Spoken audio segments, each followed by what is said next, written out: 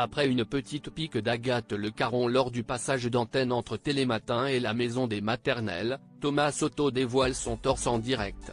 Thomas Soto n'a pas eu froid aux yeux, ni ailleurs, ce mardi 14 novembre 2023.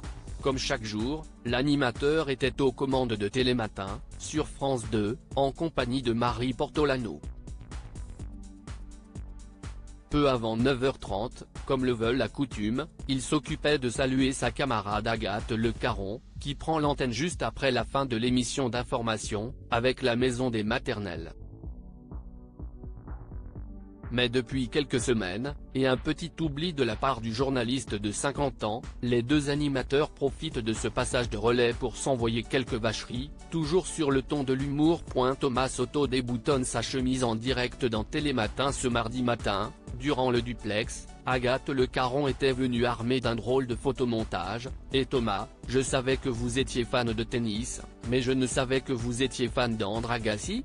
Mais au point de vouloir lui ressembler le plus possible, je ne savais pas, dites donc, a-t-elle lancé alors quoi apparaissait à l'écran un portrait du célèbre tennisman datant des années 80, période durant laquelle le sportif portait une coupe longue particulièrement reconnaissable, mais dont le visage avait été remplacé par celui de Thomas Soto. De quoi provoquer l'hilarité dans les deux studios avant que l'animateur ne tente de se défendre. J'ai beaucoup moins de poils sur le torse, regardez.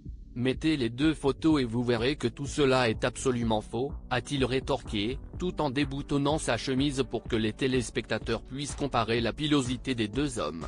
Attaqué par Agathe Le Caron, Thomas Soto riposte. Mais si est-il parce que vous vous épilez, Thomas, si est-il magouille et compagnie, a surenchéri Agathe Le Caron, bien décidé à étirer sa blague le plus longtemps possible. Je ne m'épile pas du tout. Fake news, a scandé le présentateur de Télématin qui prenait soin de rattacher sa chemise, avant de lâcher à son tour une petite vanne bien sentie. Alors, qu'est-ce ce qu'il y a dans la maison des grands-mères, aujourd'hui ? S'est-il moqué de sa consoeur, de quoi tendre la perche à un nouvel échange salé.